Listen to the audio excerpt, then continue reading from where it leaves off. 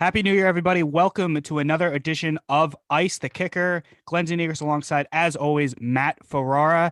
The regular season of the 2020 NFL season is over, and it ended with a world of controversy surrounding the Philadelphia Eagles and what they did in terms of tanking, putting in Nate Sudfeld in the fourth quarter. The Giants were pissed. A lot of people within the NFL were really upset about Doug Peterson and the Philly organization doing what they did. So we're just going to get right into it because there's a lot to digest in terms of what happened and the ripple effect around the NFL. I think as a Giants fan, I would just want to make it apparent that the Giants, in terms of their right to complain about this, they don't really have one because they went 6-10. Mm-hmm.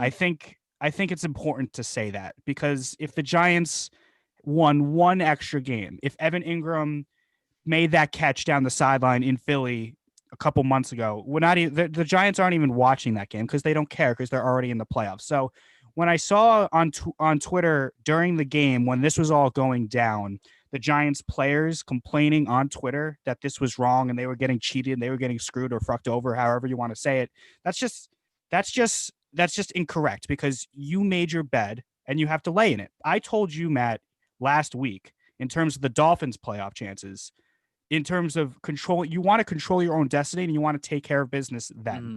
When the Giants beat the Seahawks with Colt McCoy under center and they took sole possession of first place, they had control of their own destiny. And what they ended up doing was losing 3 straight and vanquishing that to Washington, where they had the right to play a depleted Eagles team to control their destiny, win the division. So the Giants don't have any kick coming to them. Nobody's going to feel bad for them. I, as a Giants fan, don't feel bad for them. The Giants players shouldn't feel bad for themselves because they did it. And of course, obviously, Philadelphia is not going to feel bad for New York. That's just not how it works in all of life, let alone just football. On the other side, in my opinion, what Doug Peterson did was stupid. It was wrong, and it just ruins the integrity of the sport. I've seen a lot of comparisons from Eagles fans trying to justify this decision based on, well, this happens all the time in football. We saw it this week with a lot of playoff teams resting their guys because they don't want to come to hurt. The difference there is they have a game next week.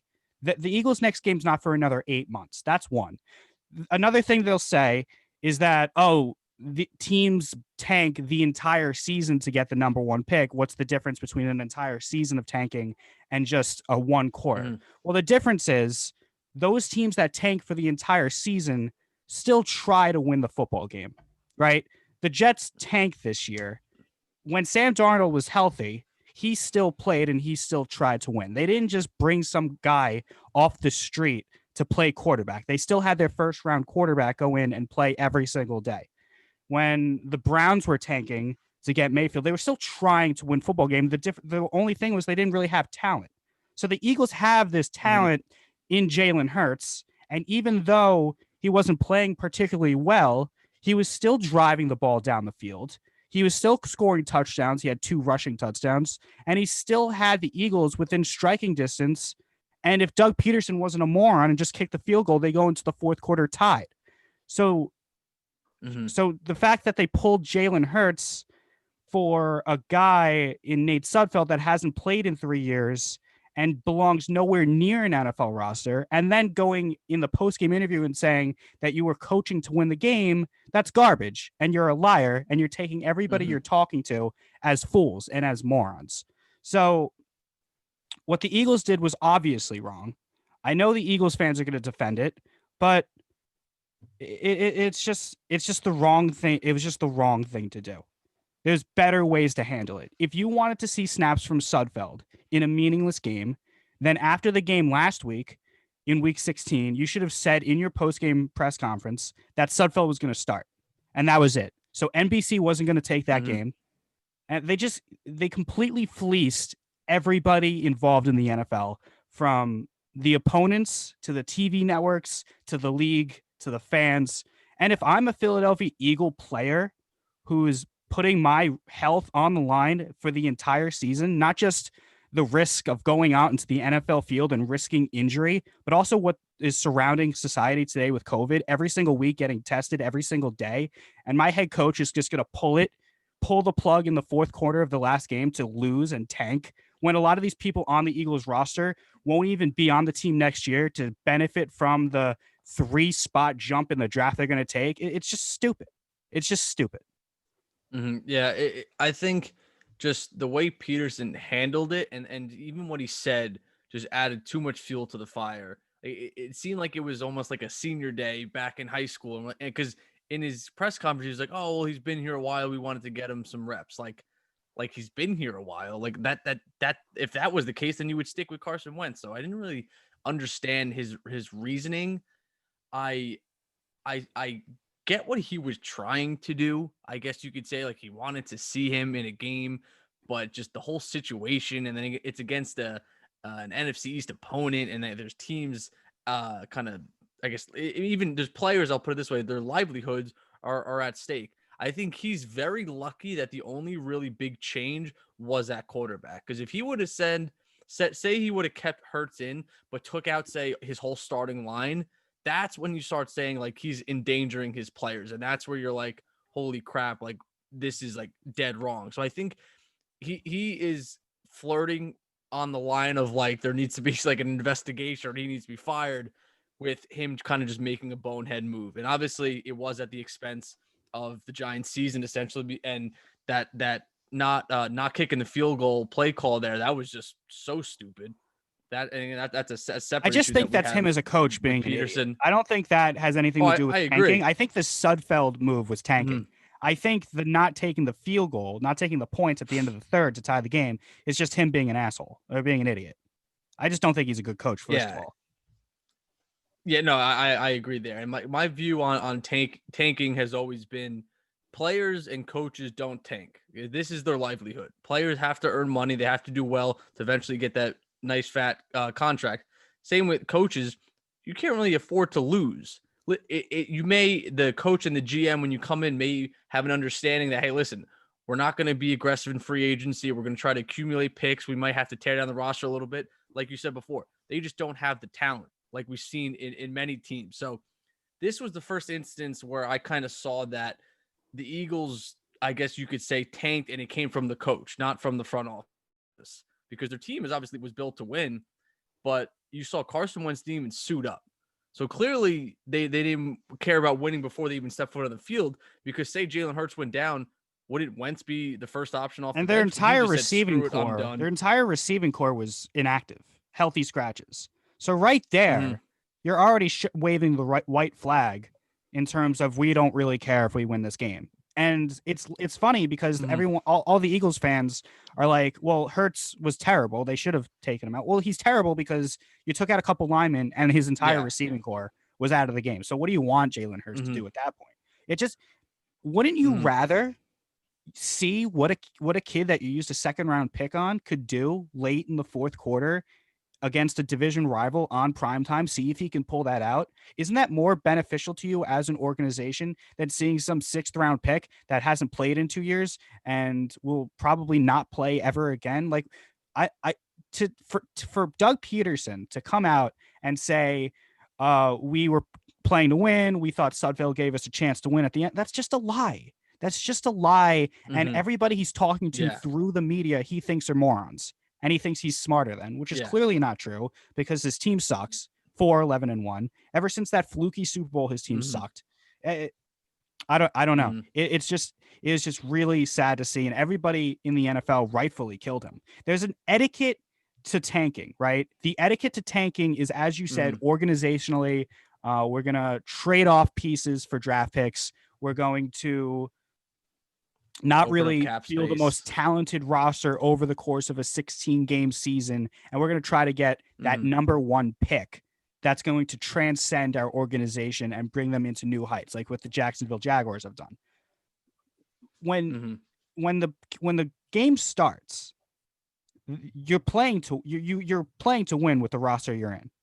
You don't tank singular games. You might tank over the course of a big picture of a season, not like having Dan Orlovsky be the quarterback for the Lions for an entire season.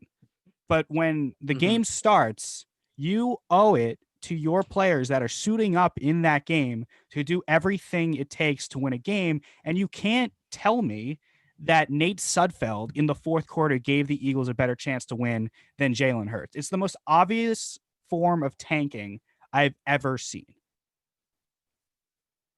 Yeah, and it's weird because I think we both agree that certain situations it is better to lose to get that better draft pick. I think we agree on that, but it's like you said, it's how I guess you lose, and it's such a weird topic because it's like this is the first time, like you said, that you really saw like a tank job. I mean, it took them what 10, 11 weeks to flip from Wentz to Hurts to see what Hurts got, and then it took them maybe 4.5 games to be like, oh yeah, we're gonna put this guy in. Like it just the whole situation just kind of didn't make any sense. And that's I think the way Peterson kind of answered the questions. Like if he would have just said, hey, like we wanted to see what these guys got, and like we basically, if he just said we're kind of treating this game like a tryout for next year, I would have been a little more okay with that. He said we wanted to get him in, but we were still trying to win. Like no, because you can't It's either tell me one or the other. that like you exactly. And then he tried to do both, and it made him look stupid. And I think,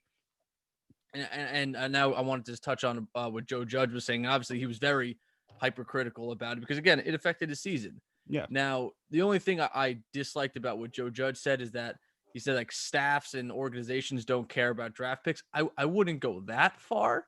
Mm-hmm. However, I do agree that yeah, you want to play to win, and a specific situation about this that I want to get into, and let you mentioned it. You have a second rounder in Hurts who is still trying to prove himself. He's the guy that should be out there. Yeah. Now, a situation with, say, the Texans with Deshaun Watson. He played weeks 1 to 15 or 1 to 16, and this was week 17, obviously. Sitting a guy like that who's getting paid that much money, that I would understand. As much, again, I get the integrity of the game. I get that. But that is just that's just a kind of a financial decision right there. You don't want to have your all-star player get hurt. And I understand, oh, well, you could take him out right when you leave the playoffs. I get that. I wouldn't do that. But I think if you made it all the way to week 17 and you're still healthy and this game means nothing to you, then maybe I could get behind that if you already kind of paid this guy. Because God forbid, and I know it's football and injuries happen all the time, but like God forbid, say Deshaun Watson tears his ACL and now he's out all of next year. So you're kind of just derailing the whole kind of scope of the franchise if you get hurt in a week 17 game. Week 16, you're fair game because I think you play up until the wire. But once you get to week 17, I think certain situations there's a little leeway there. Yeah, you're absolutely right because the financial decision between Deshaun Watson, but Jalen Hurts isn't getting paid. Jalen Hurts is essentially still trying out. Agreed. For the Philadelphia Eagles starting quarterback position. 100%. And he's going to try out either against Carson Wentz or someone they draft or a veteran that they sign via free agency. You cannot tell me that anything that Nate Sudfeld could have done in those 15 minutes could have convinced the Eagles that he could in some way have a chance to be the starting quarterback for the Philadelphia Eagles at any time in the future. So if you're going to put in Nate Sudfeld, that's fine. I said multiple times last night that is your prerogative to do. Like the Eagles have the right to put in anyone on the roster into the game that they want. That's their job. But when you tell me that you are coaching to win, that's when you lose me. That's when you lose me because there's no way you can say that A, you were trying to get Nate Sudfeld in the game to try to beat Washington, or B, you wanted to see Nate Sudfeld play because we think he's a guy that could help us in the future, because he's obviously not. Because if he was, then over the last 4 years when he was on the roster, he would have played a game, and he hasn't. So I'm fine with what the Eagles did in terms of not entirely trying to win the game, but to make it so blatantly obvious that they were tanking and to basically lie in the post-game press conference saying that you're trying to win, that's where you lose people. And they were getting blitzed by Chris Collinsworth on the broadcast during the game, saying how bad it was. I don't know. There was a couple weeks ago, someone on the Eagles. Well, who was it? Some offensive lineman. Jason Kelce. Yeah, Jason Kelce. He was Kelce. Like, "You play to win the game," and then 2 weeks later, they don't. It just doesn't make sense to Yeah. me. I wonder if this has any ramifications into the future in terms of people wanting to play for Doug Peterson, because as you said, players on in the NFL right now and on these teams that aren't good don't care about that draft pick. They care about Hmm. themselves. They want to get paid themselves. And they understand that if you're on a bad team, more often than not, there's going to be a large roster turnover. So you might not even be there for when that draft pick that you tanked Yeah. for is there. You might be on a different team. You might be out of the league. So if I Hmm. was a player on the Eagles and I was out there in the cold weather in Philadelphia in January after taking all these COVID tests over the course of the last 17 weeks. And we enter the final Hmm. quarter of this ridiculously insane season. And for Doug Hmm. Peterson to just wave the white flag like that, if I was an Eagles player, I'd be a little insulted. Yeah, no, you're making all the right points here, and you're even kind of persuading me to realize how much worse it is than I initially felt. Like, it's like how do you keep the locker room like there? And that's like, again, obviously I'm going to compare it to the Dolphins situation because they're the worst team ever. They're tanking. Well, they must be the worst tanking team in history because they won 5 games, and you saw the difference between how they played versus the back end of that Eagles game. Like like if Chris Collinsworth, the color commentator, is saying like this just doesn't look right, like it just looks like a Pee-wee JV football game, and I think everybody kind of caught that vibe. Like I'm just sitting there watching my brother, and he's like, "This just like looks terrible. Like it looked worse than even watching like It Appalachian was a State." complete embarrassment. Imagine like everybody in the entire country is watching that game. And that's the product that the Yeah, NFL is putting out there for the entire national audience to see. If you're Goodell or if you're anybody in the commissioner's office or the NBC. league's office, if you're NBC, Hmm. you're furious because the product that you put out there is so unbelievably bad because that fourth quarter was terrible. Hmm. Not only for Sudfeld, but the Washington played like shit too. Smith couldn't keep the Yeah. ball on his. That's what I mean. Smith turned the ball over the million times too, and there was fumbles that could have given the Yeah. Eagles the ball back deep in the terror. It was just it was bad football, and you have this guy that everybody wants to see in Jalen Hurts. I'm sure Philadelphia fans want to see what Jalen Hurts can do. I'm sure everybody out there 100%. watched college football last year and saw over the last few years Jalen Hurts' journey to where he's gotten to on that night. We're interested in seeing how Jalen Hurts can pull that off. And most importantly, the Eagles front office wants to see if this kid is someone they can rely on moving forward because the Wentz thing is a whole other Hmm. thing we can talk about. And then you pulled him for a guy in Nate Sudfeld who, again, I sound like a broken record, has no future not only on your team but in the NFL in general. So it's just unbelievably bad. I understand the Giants' frustration, but the Giants, again, they won 6 games, so you really don't have any leg to stand on because you got to be better than 6-10. You just got to be better Yeah. than 6-10. But Yeah. if if this happened to the Cowboys, if the Cowboys won the game earlier that afternoon and the Eagles pulled out, Oh my God. Yeah. I first of all, the country would absolutely blow up, and Jerry Jones Oh would my demand God. an Yeah. investigation, and Hmm. etc. But I'd still be saying the same thing. You got Definitely. to once you can Yeah. tank over the course of a long season in terms of not signing free agents and trading talent away for draft picks and just having a bad roster. But when you take out, Hmm. the quarterback that's giving you the best chance to win clearly, and you give it to a guy who has, no chance of being successful. We saw him out there. He threw a pick in his second pass of the game. He threw a pick. He couldn't handle a snap. It was like putting a high school kid out there. That's when and then you lie after the game, you lose people and you sound like an idiot. And Yeah. now the Eagles are going to have to deal with that because now the Eagles have to deal with free agents who might not want to play for Peterson anymore because they see what he's about. Now you've broken Hmm. relationships probably within your own roster. I'm sure Hertz is furious that he got taken out. Your Wentz already hates Oh you. I'm yeah. sure there's other people on the Yeah. roster that are like, "What the fuck was going on?" They just put us out there to dry and to get hurt and just to Hmm. fail. My coach set me up to fail. That's what Eagles players are probably thinking in the locker room after the end of the game. And, next year the Giants are going to be really pissed. And the league is going to be really pissed, and the Eagles Yeah. are have a target on their back, which is not good because they're not good to begin with. And I don't think they're good enough to handle having a Yeah. target on their back. But we'll see. So I don't know. That's pretty That we much it will. with the Eagles. But we have a million other things to talk about, Mhm. including your Miami Dolphins, who had a chance to make the playoffs with a win. They control their own destiny, and they just proceeded to get absolutely trounced by the Bills, who had nothing to play for. Yeah. 56-26. I stopped watching like midway through the second quarter to focus on the Giants. Mm. And then I saw the bottom line a couple hours later. It said 56. And I texted you. I was like, 56. So, state of the Dolphins for you. I'll give you the floor. So obviously, you're always going to remember the most recent game, and that's going to leave the kind of the most impactful taste in our mouths. But clearly, they showed up and they just were not ready to play. Like they got through 3 drives of kind of handling Josh Allen, and then they just got outclassed, and they had the Bills just have too much talent on that team compared to what we have, especially their offense versus our offense. It's night and day. Again, that's not a knock on Tua. It's not a knock on anybody. We just don't have as much assets and investments in our offense. However, that's going to happen this offseason, no doubt in my mind.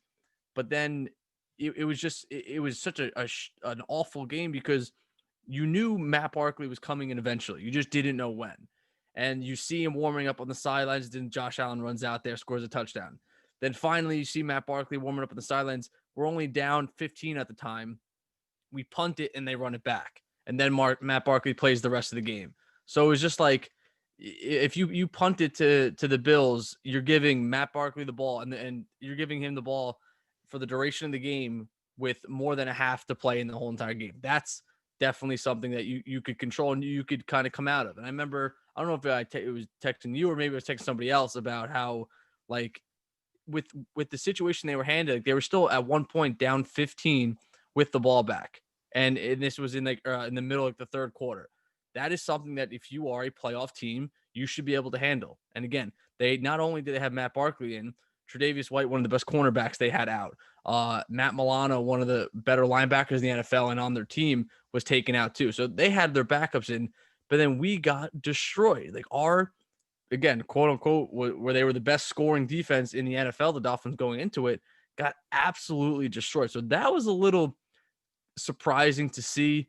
The offensive struggles don't surprise me because the offense hasn't been great really all season. And I know there were some games where we're putting up 40 points and stuff like that. But when I went back and watched a couple of those games, and some of them Fitz were in, some of them two were in, but a lot of the times we kind of had those high scores because we either had a defensive touchdown, a special team touchdown, or the defense was turning the ball, was getting turnovers basically in the other team's area, whether it be at the 45 or the 50, or even picking the ball off running back to the 20. So you have less than half the field to work with. So if that happens, you should be scoring. So nothing really surprised me by what happened. And it's just something that Dolphins fans are conditioned to. And that's just kind of just week 17 not showing up specifically at the Bills. Like we just historically never play well there. Like I don't think we've won a game there at New Era Stadium in probably like since 2016.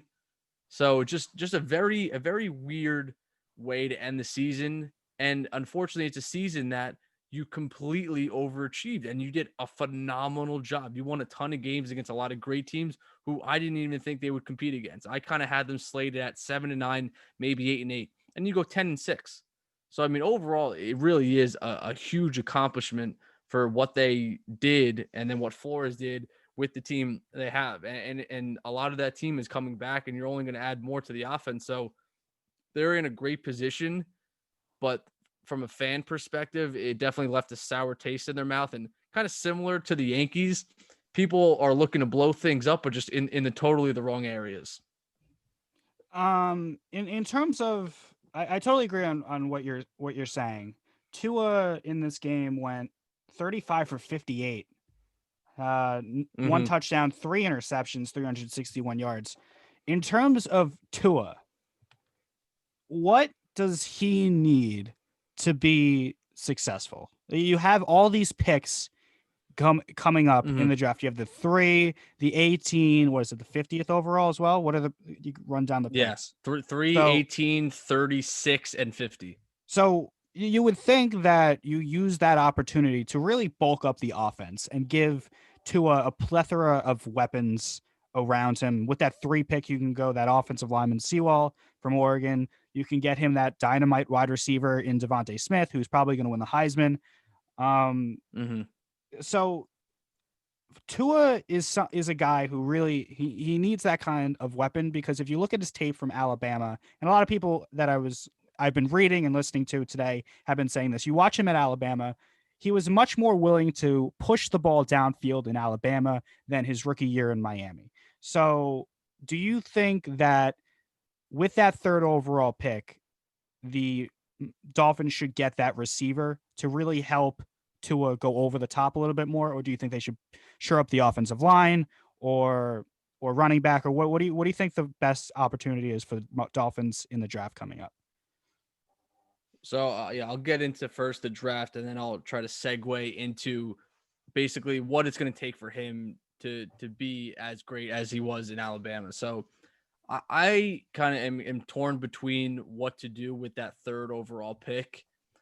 A trade back is possible because again, you can never have too much ammo. You'd have to see who you're trading with for like if you're getting and how many picks obviously you're getting. But I just kind of on today, what was today? January 4th. I am dead set on drafting Pine Sewell from Oregon. I think your offense is nothing without an offensive line. Every great team in the NFL right now has a good offensive line.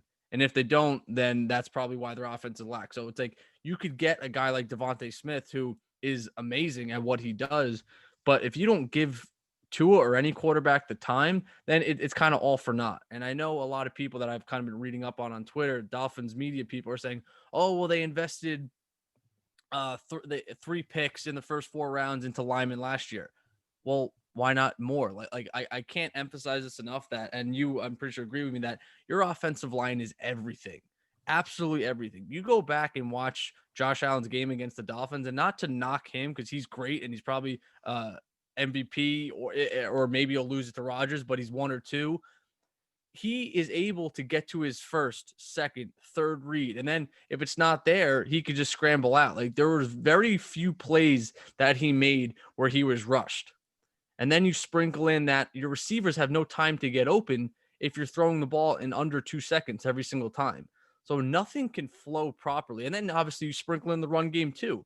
If you don't have a line, you don't have a run game. I don't care if you have Barry Sanders in your backfield. So to me, everything stems from the run game. I mean, from the offensive line. So if you can get this quote unquote elite talent in Pine Sewell, you do that. And then you have now 3 returning rookies. You have Eric Flowers, who I know wasn't good with the Giants, but he's doing a little bit better with the Dolphins as a guard, not a tackle. And then you probably spend another third or fourth rounder, maybe on a center, and then you re-sign the center that we had, Ted Karras. And you just, again, you do whatever it takes to shore up that line. Like I want like legit brick wall. Cause again, you see what Andrew Luck was able to do when they put an offensive line in front of him. You see with the Colts, even right now with the run game, Jonathan Taylor had 200 yards. I mean, he was hitting the second level every single time. So that's where I would go. And then I would obviously say for the next 3 picks after the first one, you have to go wide receiver, if not maybe even 2 within those first 4 picks. And then you're probably going to have to go running back, preferably if you could get Etienne or Najee Harris, that would be awesome. So now kind of getting into what Tua needs. Tua isn't like the only quarterback that needs good weapons around him. And I was listening to a podcast today, Dolphins podcast, and they were basically saying, look at the Bills receiving core and skill players all together. Look at the Steelers skills players. Look at the Chiefs skill players. Look at basically every team that made the playoffs and then compare them to your team's skill players. And then for the Dolphins' sake, when you do that, I think Devontae Parker might be the only player that is better than some other team skill players. And that's probably maybe they're 2 or 3. So that's something too, I think the Giants, because they kind of not lack skill players, but they need some help They there. lack skill So players. something you could do even right now is really look at who they have at their skill, but even compare them to their divisional rival in the Cowboys. I don't think anyone on the Giants skill players compare to who the Cowboys got. No, nobody's Amari Cooper, nobody's CeeDee Lamb. Their best offensive player is apparently Evan Ingram, and he's terrible. We'll get into that later because I hate him. Exactly. But yeah, the Giants and Dolphins are on a very Yeah. similar plane when it comes to, they have this young quarterback that a lot of people like and who shows at times Hmm. some flashes of being a franchise guy. The problem is like what's around him isn't good enough. Now I know Barkley was out for the entire year, but it's not just about you need Hmm. more than Saquon Barkley for Daniel Jones to be Yeah. a a successful quarterback. Because if you have Barkley and Barkley's effective, that opens up the play action pass. But when you play action pass, you Everything. have to Yeah. you have to throw it to somebody, and the Giants really don't have anyone to throw it to. Hmm. Sterling Shepard had 100 yards last game against the Cowboys. Yesterday against the Cowboys, that was the first time he broke 100 yards all season, and he's more of a slot guy than anything Yeah. else. Slayton's a nice guy, nice player, but Hmm. he's not scaring any secondaries. Like secondaries Hmm. aren't going over film like shaking. Like how are we going to stop Darius Slayton? They don't really have that Hmm. guy, and the Dolphins are Giants and Dolphins are on the same boat where they really have to start focusing on getting weapons for their young quarterback. Yeah, and this is the weirdest part that I have most annoying part that I have with people who say anybody's a bust. And this is kind of myself a little bit in the past included on certain players. What do you expect a quarterback to do when they have no one around him? Again, and it is a testament to how good Deshaun Watson, I believe, is because he really doesn't have much around him. However, his Aaron skilled players Rodgers are still too. better. And even with Rodgers, I think he's probably the best quarterback because I think we talked about it last podcast that he can do the best within the worst situation. But besides them two, everybody else, you look at who they have around him, you need players. And again, even Aaron Rodgers, he still has Devontae Adams, and even Lazard. Like they're still like good players. And then like I said, when I compare him to who the Dolphins have, our skill players don't compete. So all these fans, and even if the Dolphins are literally saying, "Oh, get rid of him," I'm like, you could bring in Tom Brady, Peyton Manning in his prime. He's not doing anything unless you have weapons around him or even a line in front of him or not both. So I hate this narrative that like the only way to judge if someone's good is if they do the best with the least around them.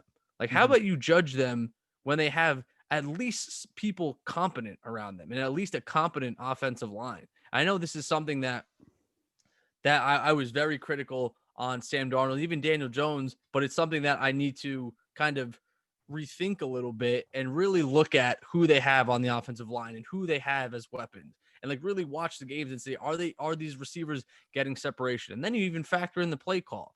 And like the last thing with Tua is that you can't really say that he's not good because he's been great before.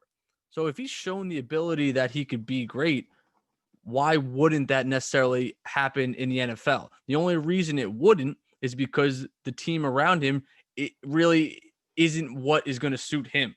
And I know it's like, oh, well, you have to cater to your quarterback. That's going to take forever, blah, blah, blah. That's not how it should be. Bullshit. Like, your quarterback is who he is. You know what works for him. Do whatever it takes to build around him.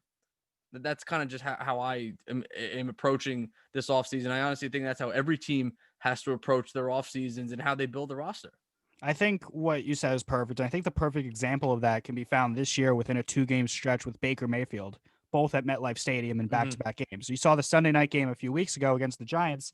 He couldn't be stopped. He looked like the next, Aaron Rodgers, Tom Brady, Peyton Manning in that game against the Giants because he was hitting all of his receivers. His receivers were getting open. What happens the next week? His entire receiving core gets COVID, and then Yeah. he plays the Jets, one of the worst teams in the entire league, and they lose. And Baker Mayfield looks terrible. Now, was he terrible, or was his supporting cast completely destroyed, basically by Mm-hmm. contact tracing and COVID tracing and all that? So what you said is absolutely true.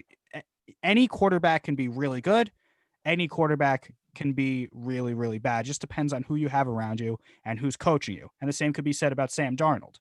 Now, the Jets can move on from Sam Darnold because they just want to reset the clock and get Justin Fields and bring Mm-hmm. him in and just start over. But would it surprise anyone if Sam Darnold, who's still very, very young at the age of 23 and went to the Mm-hmm. 49ers or went to, the Colts or the Patriots or any of these teams that have competent like coaches and people around them that'll make him great, and all of a sudden he does well? That wouldn't surprise me at all. So what you said is perfect. It's all about who you have No, around you. me Right neither. now, right now, Tua doesn't have exactly what he should around him. And for what he had around him in his rookie season, in a season where there was no training camp and no preseason, and they just like they took the leash off and said, "Go, have fun, good luck." I think he did a pretty good Yeah. job, despite all of the circumstances Yeah. that were going against him. Yeah. The like kind of the last thing I'll kind of touch upon about that is obviously he's being compared to Herbert as he should be because the Dolphins could have Yep. had him. I fully understand that, but you cannot tell me that uh Herbert's situation that he's in from an offensive standpoint because obviously the team wise they still stunk, they still lost games, but offensively Keenan Allen one of probably a top 10 receiver in the NFL. You look at Mike Williams, he's a very good option number 2. Austin Eckler is probably a top 10 running back in the NFL. And then I don't really know too much about their line, but I bet they didn't start 3 rookies on the line like Miami did. So when you factor all those things in, you're like, hell yeah, like again, good for Justin Herbert for doing great in that situation. But I am not necessarily surprised because yeah, he is a good player, and then you put him in a good situation and a good scheme that fits him. You're allowing him to air the ball out that he didn't really do at Oregon, so it's a perfect situation for him. And I can't fault Justin Herbert for that, but the same reason I can't fault Tua for not lighting it up certain games. And the weird part is he did have games where he lit it up. And I know one of the biggest games that kind of stands out in my mind is the game against the Bengals. And I know everybody's going to be like, oh, well, beating the Bengals isn't anything, blah, blah, blah. No, he beat the Bengals and his wide receivers. And anybody listening, let me know if you know who these guys are.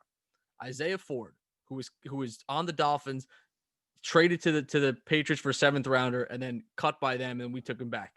Mac Hollins, glorified special teamer.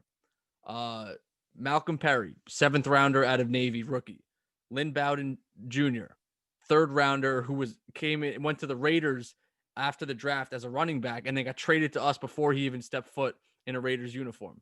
That was his receiving core that game because Parker was out, Preston Williams was out, Mike Gesicki was out, Myles Gaskin was out too. So his top 4 basically playmakers were out.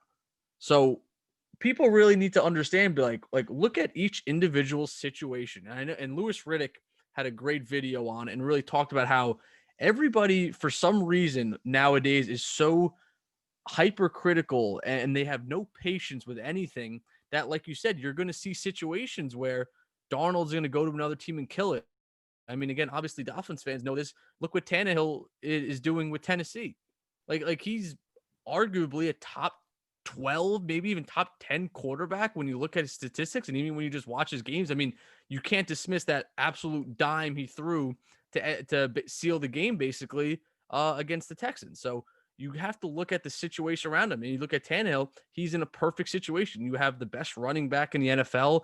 You have an offensive line that absolutely mauls people, and the offense stems off of that play action. And then you have factor in AJ Brown, who's one of the best wide receivers up and coming, and then you have Corey Davis too, and then you sprinkle in Delaney Walker. I think they're tight ends. Like they have great weapons. That's kind of what I'm going to start doing now when I really look at each individual quarterback situation to situation.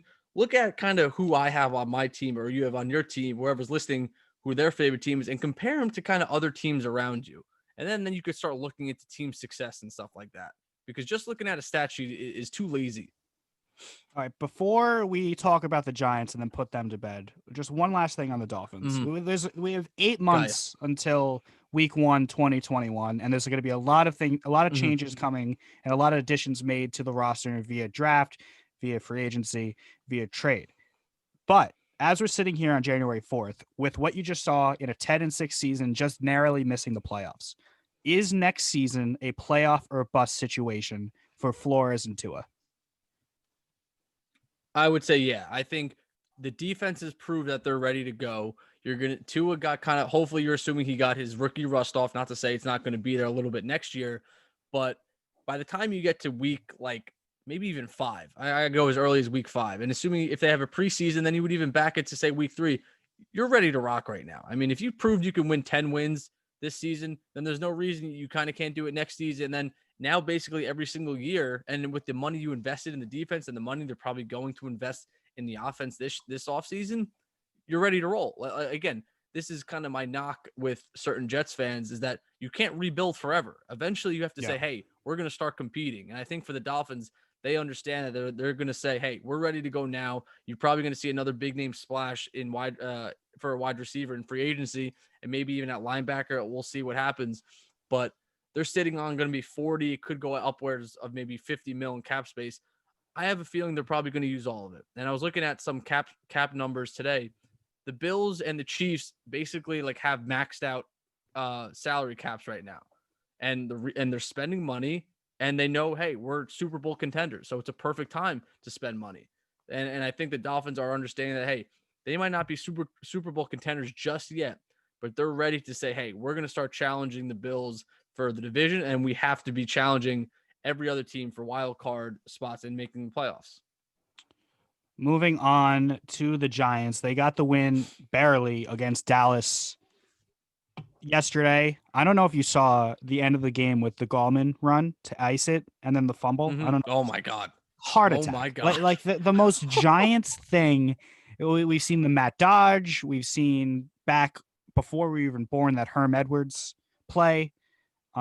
Just so many nightmares for the Giants. I remember Jay Feely missed like 3 game-winning field goals that would have put them in the playoffs 10 years ago, and they lost that. It was just the most Giant thing ever. But they got through it and they won the game. And then they waited on the Eagles' disaster to happen. They're not going to make the playoffs, and that's fine. 6-10, they're going to have the 11th seed.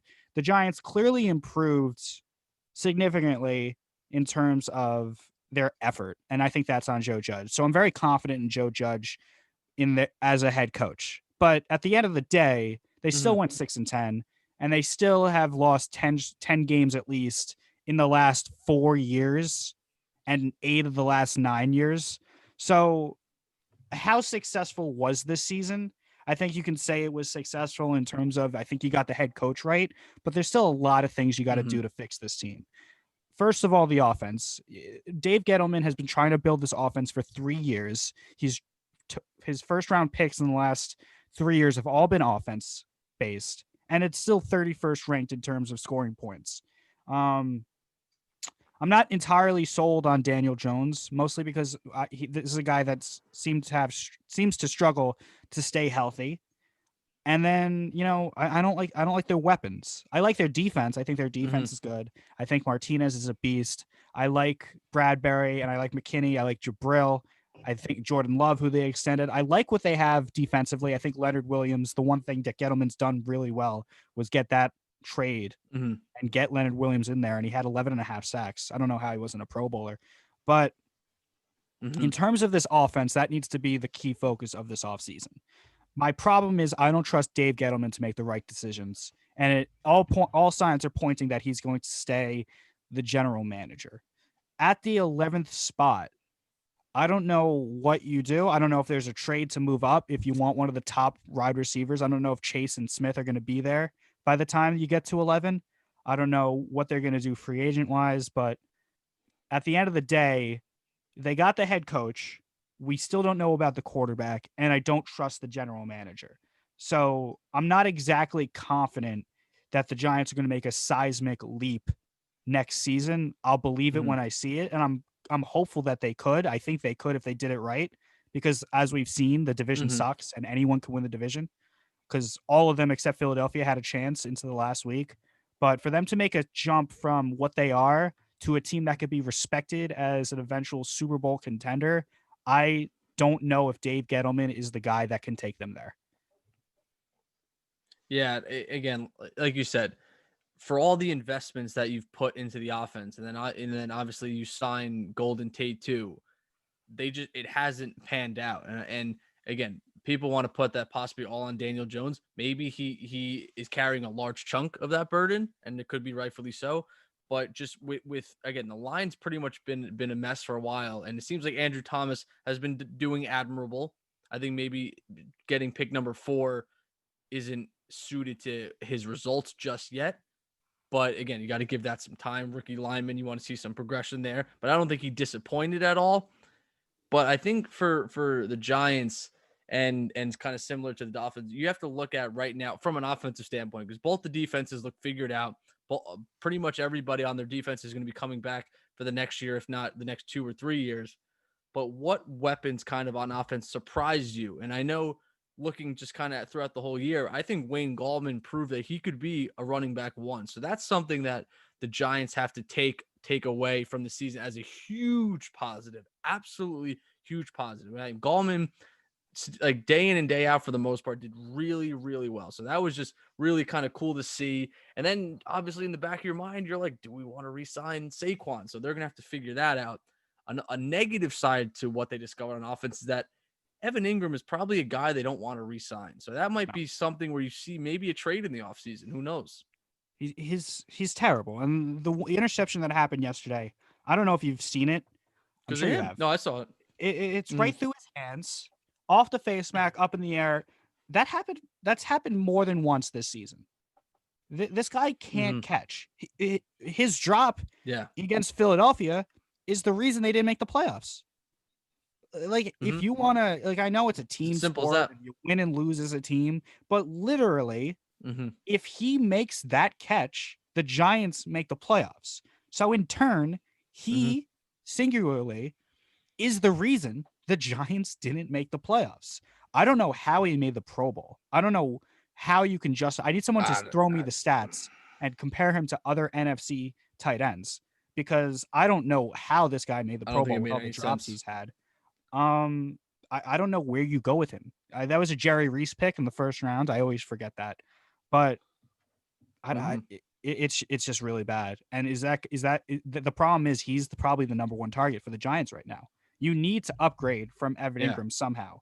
So I know Saquon Barkley is going to come back, but how much better can Saquon Barkley be than what Wayne Gallman did this season? I know Wayne Gallman isn't a guy that's going to have a 1,000-yard rushing season, and Saquon is. But, Saquon Barkley was the Giants running back for the majority of his first 2 years in the league. And how many wins did that equate to? At the end of the day, you need weapons to push the ball downfield. The one strength that Daniel Jones has, in my opinion, is that he throws a very good deep ball. I really like the deep ball that he throws. Yes, and I think that's definitely. Also, and that I think another thing that he does really well is obviously in the run pass option, he can keep the ball and he could move the chains with his legs. But you really want to exploit more his arm and his deep ball. And I think the most important thing in the offseason is to get that wide receiver that could challenge defenses over the top. Because when Saquon Barkley comes back, you don't want what to happen over the last couple of years that has happened is that defenses stack the box, they stop Barkley, and then they're daring Daniel Jones or at the time Eli Manning to throw the ball over the middle, and they can't do it because they don't have the weapon that could. So Saquon's best year was that rookie year when he won Offensive Rookie of the Year. He was sensational.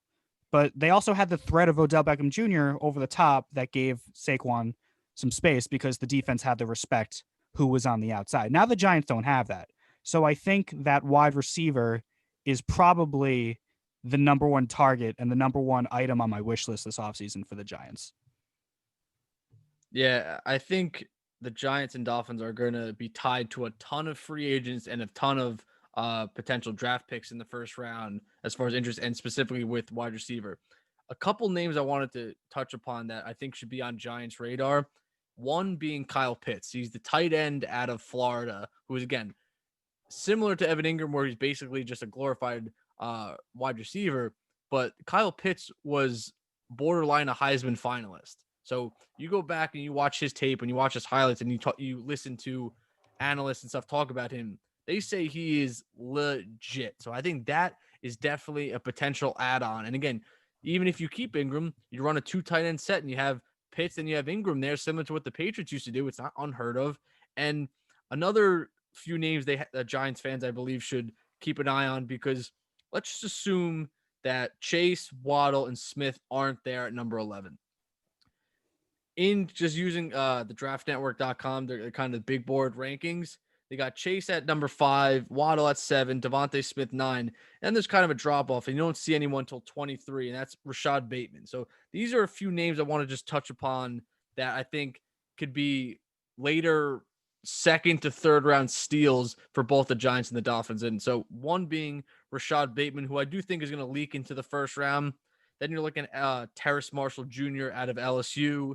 Then you have Kadarius Toney out of Florida. And then a lot of people should be familiar with Chris Olave at Ohio State because he just torched Clemson. I think he had 2 or 3 touchdowns. So I think Giants and Dolphins fans and anyone really seeking a early second round, maybe late second round receiver should be watching this national championship game to look at Chris Olave and see what he's got.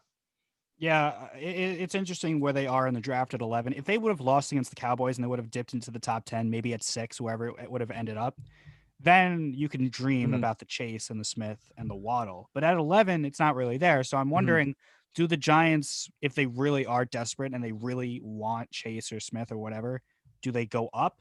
Or maybe they go back down. I don't know who would be there offensively at 11 that's worthwhile picking that could help Daniel Jones and be a real weapon for him. But we'll see because things happen in the draft all the time that are unforeseen. So I definitely think going into the offseason that the Giants and the Dolphins, they're always on this entire season. They've always seemed to be on the same kind of plane of what Just their needs similar, are. yeah, very similar paths. I Mm-hmm. definitely think that weapon for their young quarterback is important. More so the Giants because Daniel Jones is now in year 3 and then Saquon Barkley is entering Mm-hmm. year 4. So they have a much smaller window to get things done with the core that they currently have than the Dolphins do. So we'll see what happens over the next few months with those two organizations. We'll both be following it closely. But there are games that are going to happen next week, and the playoffs are starting. So the wild card round on Saturday will be the early game will be Colts Bills, 4 o'clock game will be Rams Seahawks, and then the Buccaneers and the Washington football team will be the nightcap. And then on Sunday, it's going to be Ravens Titans early, 4 o'clock. It will be Bears Saints, and then the late game will be the Browns and the Steelers.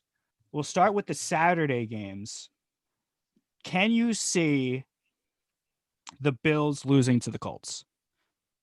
I don't know if I do because I like the Colts. I have a friend that lives in Mm-hmm. Indiana. He was my roommate in Disney World. He's a big Colts fan. I'm rooting for him. But I just don't see it. I think the Bills are just really hot right now. Dismantle the Patriots, dismantle the Dolphins. I think they're peaking at the right time. And we talked about this last Mm-hmm. week in terms of who in the AFC is going to challenge Kansas City. I think the Bills have something really special cooking right now. And I don't know what the line is, but I think the Bills should be I got heavily favored minus in six the and a matchup. half Bills Minus right six and a now. half.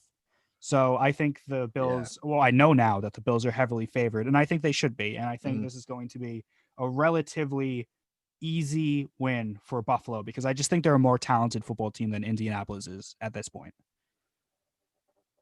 Yeah, I mean, Indy obviously has a very good defense, but so do the Dolphins. And that Bills offense, I think the Bills are the hottest team in the NFL right now. And it really is just kind of crazy. Like you said, they are peaking at the perfect time. Like I can't see a scenario where the Bills, who are finally getting fans, even though it's only going to be like 6,600, something like that, they are going to sound like 100,000. Bills Mafia is going to be going crazy. I think they're probably going to end up winning by 2 touchdowns at the very least, because that Colts offense against the Jaguars on Sunday was embarrassing. Like there was absolutely no offense from them. And it's something that the Colts are going to have to figure out in the offseason. Like, is Phillip Rivers really going to kind of win you games? Because you're doing it on the with the running game. Like Jonathan Taylor absolutely killing it, the offensive line killing it, but Phillip Rivers is not getting the job done. And I think when you get to the playoffs, a guy or kind of a question mark like that is not going to beat one of the best teams in the NFL and the Bills. I really am rooting for Phillip Rivers in this game, though, because he's part of that '04 draft Mm-hmm. class with Eli and Big Ben, and he's the one guy that not only hasn't won a Super Bowl, has never been there. So I'm really Mm-hmm. pulling for Phil Rivers, but I just don't know how much he has left in the tank. And I think Josh Allen, Mm-hmm. other than Aaron Rodgers, is the MVP of the league. I know Rodgers is going to win it but Josh Allen had a fantastic year, and I think that's going to continue. The next game, the midday game, will be the Rams and Seahawks. Now the Rams don't have Goff, but John Warford, is that his name? Yeah. He played really well. He did not. It was his NFL debut. He went 22 of 38, 231 yards, didn't have a touchdown through a pick, but he did what he needed to do. And, the Seahawks have been kind of an up and down team this season. Do you got the line on that one? So that one is -4.5 to Seattle. And, Warford, he's guy's backup, obviously. He'll be making his second start if Goff's not playing, right? He's out. No, I think he had surgery on his thumb. Yeah, I can't okay, so see he's how out. he could. Now, the Seahawks are a team that lost to Colt McCoy and the Giants. So is it out of the realm of possibility that the Rams pull off this upset? I don't think so. I think it could be, but I don't know. I'm going to trust Russell Wilson in the playoffs, a guy that's been there, done that. I'm going to trust him to kind of get by a Rams team that's injured but still dangerous, in my opinion, in this wild card game. Yeah, the Rams again. They're gonna have they have a very good defense, but they're gonna need to play a perfect game to even have a chance. And again, even if I think the defense plays a perfect game, I don't see Warford and that offense really doing much. So I think it's gonna be an unfortunate end for the Rams, especially anytime you lose your starting quarterback the week before you kind of go into the playoffs. Kind of segueing back to what we talked about earlier, you kind of understand why the Steelers sat Big Ben and stuff like that. But anyway, I just think it's going to leave a bitter taste in their mouth because they have a playoff team and they have a team that, if healthy, I think the Rams could beat the Seahawks. But you're not betting against Russell Wilson against a backup quarterback, especially in the playoffs. And even if Goff was playing in this game, like we were still not sold, I guess. I feel like both of us and a lot of people around the league aren't really sold on Goff. He's been really up and down. He did make it to that one Super Bowl, but since then he's really never made that next step into being a star quarterback. And it's been more of McVay and that defense really carrying that organization for the last few years. So we'll see what happens next season when Goff returns. Maybe this is kind of like the last chance for Goff to really solidify himself as a, premier quarterback in this league. But it will be Wilson against Warford in that game. So we'll see what happens there. I think we're both in agreement that the Seattle should take care of business in that one, especially being at home. The late game is going to be the Buccaneers and Washington. I think the Buccaneers have really clicked offensively the last few weeks. They struggled in the middle part of the season. But Washington's defense is very good, especially that front line of the defense. They're going to make Tom Brady run around. Chase Young already said, Tom Brady, I'm coming for you. My worry, if I was Washington, is that, even though Alex Smith is back into the lineup, he's clearly laboring on that ankle. So I don't know how much Washington's going to be able to score. I think if Washington's going to stay in this game, they're going to have to outscore Tampa Bay, and I don't think that's a possibility. For as good as that Washington defense is, I think Tom Brady just has finally found a rhythm with Tampa, and I think this is going to be a relatively easy win for the Buccaneers. Yeah, again, it's kind of similar to the Rams Seahawks and even the Colts Bills. Like, listen, Washington, their backbone of that team is that defense, but it's just you have quarterbacks in play right now that just I don't think are going to be able to outduel Tom Brady. Like, I do think that if anybody was going to give Tampa Bay fits, it would have been probably any team from the NFC East specifically. I think the Giants kind of similarly, their defense could have kind of shooken them up a little bit. And again, if Tampa Bay does what they've been doing the last few weeks, and honestly, pretty much the whole season, I know they've had a couple games that made us raise concern, but at the end of the day, they're 11-5. And again, you're 11-5 for a reason. Tom Brady has 4,600 yards, 40 touchdowns, and 12 interceptions.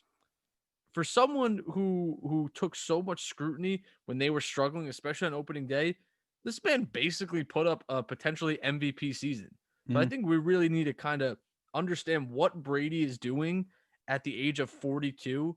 It honestly is getting kind of ridiculous, like how good he is. And again, another year where we're trying to write him off, but we just can't. We absolutely can't. And I don't think you're going to be able to because I think Tampa Bay is going to pull this one out and make a very deep playoff run. I think I agree with you. I think Tampa Bay is going to pull this one out, and it's going to be a one and done playoff appearance for Washington. But let's just give credit where credit is due for Washington. They won the division by default, but that doesn't take away what Alex Smith accomplished for what he's been through and that doesn't take away what Ron Rivera has accomplished, what he's been through. They have an owner that's universally disliked by the fan base. Yeah. They obviously had the Haskins situation to deal with. They had a couple COVID outbreaks that they had to deal with. So, take the opportunity now, because we probably won't next week because they'll be out, that Washington did a very, very good job this year. They beat the undefeated Steelers at the time, and they won the division. So credit's due, but it reminds me of the year when Tebow was going crazy for the Broncos, and then he ran into Brady in the Mhm. playoffs, and then that was the end of it. So give Washington credit, but I agree with you. I think the Buccaneers are going to handle this fairly easily. Um, Mhm. Moving forward, this is the most interesting game of the weekend, in my opinion. The early Sunday game is the Ravens and the Titans. Now, it's the rematch of last year's divisional round when the Ravens had the first seed and they got bounced by Tennessee, who was coming off of that win against Brady and the Patriots in the wild card game. This is the one game that I could see going either way. Last year, obviously, the Tennessee Titans won that game and went on to go to the next round where they lose to the eventual champion, Kansas City Chiefs. It's going to be the Henry versus Lamar Jackson show offensively for both these teams. The Titans will win this game the way the Titans win most of their games, and that's by Derrick Henry really carrying the load offensively. I know that Tannehill has made some really good throws when he's needed to, but that offense runs predominantly on Derrick Henry. And here we go again, third straight year in the playoffs for Lamar Jackson and the Ravens. Is this going to be the time when Lamar finally comes up big in a big game when all eyes are on him? I'm really fascinated to see what Lamar Jackson how he comes to play on Sunday. I think this is going to be really big in terms of what the Ravens do moving forward with Lamar Jackson, for as good as he is in the regular season. And Mhm. he is amazing. And he won the MVP last year. And at his best, he's electric. But you can't deny the fact that the first two playoff games he's played in, he's laid an egg and he's been terrible. So I'm really fascinated to see how Lamar does. If you put a gun to my head and told me to pick this game, I just think that the consistency that the Titans bring, led by Vrabel, and having that ground and pound game with Derrick Henry and having Tannehill make those throws when he needs them to, I would give him the slight edge, especially being at home. I think the Titans pull this one out in a Mhm. close game, but I think the Ravens could win this game, and I wouldn't be surprised if they did. Yeah, I think the most important factors of this game are not Derrick Henry and Lamar Jackson. I think it's Vrabel and Harbaugh. I mean, like you said, Vrabel's got to go in there and understand that, hey, what we did last year worked, but is that going to work again? And Harbaugh's got to figure out, what do we have to do to not repeat last year. So I think this is going to be a absolute coaching duel. And again, I'm very intrigued to see how each team comes out. And honestly, I think it would be dumb for the Ravens to come out and try to do what they did last year. And again, if I'm the Titans, you obviously already have the game plan for that. But I have a feeling you might see a little bit of a heavier dose of Tannehill kind of play action and Tannehill passes earlier on than you would against any other team. I think they're going to trust that connection that he has with AJ Brown to maybe kind of take him off guard. And then once they start putting guys back, bang, then you got Derrick Henry running all the way up and down the field. So I agree with you. I am going to give a slight edge to the Titans there. I really hope, though, that even if they lose, I really hope that Lamar plays well, because we can put this kind of narrative to bed that he's bad in big games. Mm-hmm. Because I like seeing really great athletes perform well. And I think it Yeah. would just be a nightmare if Lamar Jackson went out and he played like he did last year against the Giants or the year before that against the Chargers. I think that would be terrible. So, Mm-hmm. what I'm rooting for in this game, I don't really have a rooting interest. I think the Titans are going to win, but if I was rooting for anyone in this game, I'm rooting for Lamar. I know you probably Mm-hmm. disagree because you're a big Tannehill guy, but it would be nice Yeah. to see Lamar ball out on national TV. Yeah, of course. I get it's just good for the NFL when you have great players who have success in the playoffs. It's good for everybody. You bring in more money, you bring in more fans. He's obviously very exciting to watch. Now you want to bury the narrative that people say, "Oh, well, mobile quarterbacks can't win." So I think this is his opportunity to kind of show the world, basically. Moving on, this game doesn't interest me at all. The Bears and No. Saints. The Bears, they needed the Rams to bail them out against the Mhm. Cardinals to back into the playoffs after they lost to Green Bay in week 17. The Saints are just far and away better than the Bears. I know Drew Brees is not the Drew Brees that we saw 10 years ago. And I know that it's going to be tough for them to move forward, get through beyond Tampa Bay and get through beyond the Seattles and, eventually Green Bay. But the Bears are not a playoff team. And they kind of just, at 8-8, I would pick if they went up against Washington, I'd probably pick Washington. I don't like Mitch Trubisky at all. I don't think he's the guy. Same, I yeah. I I think this is just going to Mhm. be a cakewalk for New Orleans. I think this will be over early. Yeah, no, again, I'm not gonna waste more than one sentence on it. Going with the Saints, like you said, they're head and shoulders better team, and I think they're gonna prove that on Nickelodeon. Yeah, I'm glad you paired that up because I almost forgot. If you don't watch this game on Nickelodeon, you suck. You're a shitty person. Like it's CBS. I don't think it's the main CBS. I think the Colts Bills will have the Nance Romo telecast if Romo's Mhm. back from his COVID kind of break. But Oh, true, it'd yeah. probably be Iron Eagle and whoever Iron Eagle's paired up with most of the time. But I don't know who the commentator is Mhm. going to be on Nickelodeon because it's going to be different announcers and there's going to be Slime and there's going to be SpongeBob and there's going to be all these fun little cartoons. You have to watch the game on Nickelodeon. If you don't watch the Nickelodeon game, Matt, I'll be very upset with you. I'm watching. Don't worry. I'm ready for Okay, the good. SpongeBob halftime show. Of course, Nickelodeon gets the worst game. Like they didn't I get know. Ravens It's Titans just and they didn't get Rams Seahawks or Colts anything Bills. else. Oh man, it would have been funny to see if like a real great team was in a wild card. Like all these teams are good, but it's not. They're not like the Yeah. Chiefs good. Like if the Chiefs had Mhm. a wild card game and it was on Nickelodeon and like Patrick Mahomes was like chilling with SpongeBob, that'd be great. So good for the NFL for doing Yeah. this. This is fun. This is fun. Yeah, no, I love it. Browns Steelers to wrap up wild card weekend Sunday at 8 o'clock on NBC. The Browns have more. I feel like the Browns have more momentum going into this game against Pittsburgh. We've seen Pittsburgh falter the last quarter of the season. I think this is. I think this is a pick 'em. Not as much as a pick 'em as Ravens Titans. I still think the Browns, just based on momentum, I just think they have something going. I don't know how much left in the tank Big Ben has this season. Um, Mhm. I don't know. I think the Browns pull this one out on the road because Pittsburgh's been very disappointing since starting the season 10, 11 and 0, whatever it was. I think the Browns have the momentum and they ride that wave to the divisional round. Yeah, I'm like it's similar to you rooting for Lamar Jackson. I'm rooting for Baker Mayfield. He's gotten so much crap from all of I've us, given it to myself him too. included. Yep.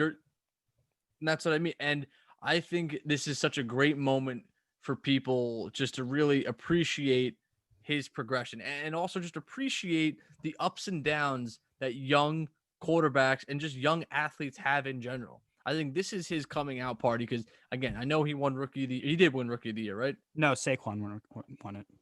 So I'm sure he was in the running. He had a good rookie season, whatever. Sophomore year was not very good, and now this year he's having a very good season. So I think this is going to be the icing on the cake. And then also, I'd prefer to see the Steelers lose, and then we just let Big Ben ride off into the sunset. Again, I don't think he's got anything left. I think the Steelers need an excuse to kind of basically ship him off. I think them losing to the Browns, especially on their home field, is going to be what basically makes that happen.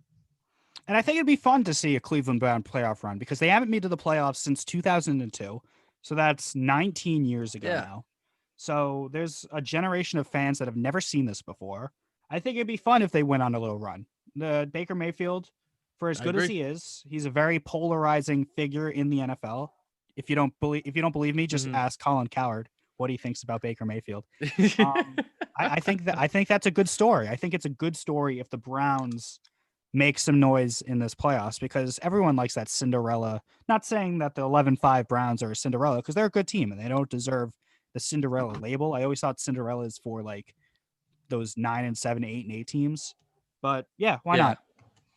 Why not? Plus, you got yeah, to justify all those commercials somehow. You got to have some sort of playoff success. I will tell you this: exactly. if Baker is terrible against the Steelers and they lose, that's going to be a lot that he's going to have to deal with because everybody is going to shout at him Mm-hmm. about how bad it was. We think that Lamar Jackson gets a tough break when he loses and how the media pans him.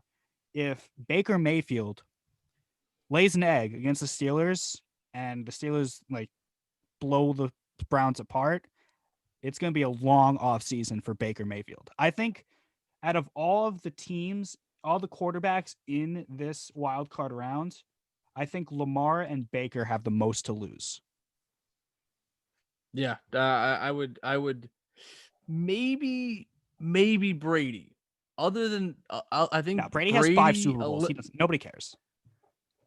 I feel like just people are overcritical of his legacy right now. They act like again, if Brady loses, I don't agree with it. I know you don't agree with it, but people are like, oh my God, he's washed up. He's this, he's that. It's like, no, he's not washed up. It's gonna be another lazy argument. Another time we count him out. But I do think, yeah, Lamar and Baker both being the younger quarterbacks who are trying to get that franchise quarterback label. Now they have to prove it. You're playing your playoff games. They're both on the road. So now it's time to go. Well, we did it. We got through all of the games on Wild Card Weekend. Before I sign things off, do you have any other bold predictions about the playoffs coming, or do you have any thoughts on the end of the regular season that you want to share that we didn't get to? The only kind of bold thing that I could think of would be the Bills coming out of the AFC and the Bills representing the AFC instead of the Chiefs against most likely the Packers. I think that would be the boldest thing to happen. But again, would I be surprised? No, not in the slightest. I wonder, I'm trying to look at this right now. If the Browns win, they would be the 6th seed. So they would probably have to end Mm-hmm. up playing Kansas City immediately in the divisional rounds. And then the AFC game would be the Titans Ravens against the 4-5 against the Bills who are at 2. So Yeah. it would be a while before the Bills got to Kansas City. So we got a couple weeks until we have to start thinking about that. But you're right. Mm-hmm. I think the Bills are that one threat in the AFC that can challenge Kansas City. I think the second team that I would give that edge to would probably be Tennessee. I don't know. I don't think the Ravens at the end of the day are going to outduel Kansas City. Maybe the Browns. At their best, I think the Browns can give Kansas City a fight. But I think the real threat that can actually beat Kansas City would probably be Buffalo. The Bills. Yeah. So Yeah. we'll With you see. there We still got a 100%. long time, and there's always that one upset that nobody saw coming. So we will see. Yeah. So Saturday, Sunday is wild card weekend, and all the other teams are done. Season's over, and they are on the clock for the NFL draft. So another thing, is it this weekend? The 9th is, when's the national championship for college football? That's the 9th, right? I think it's a Monday. It's Monday. It's Monday. It's on the 11th. So you got wild card weekend, and then followed immediately by the national championship on Monday, the 11th. So you get that wild card weekend, and then we get to see what Justin Fields, if he can add on to his draft stock. So big weekend or long weekend in football, and we will cover all of it. So there it is. Can't wait. There it is. So that'll just about do it for Ice the Kicker. For Matt Farrar, my name is Glen and Matt. Enjoy the wildcard games and enjoy the rest of the week. And we will see you to dissect all of it and preview the divisional rounds for the next episode.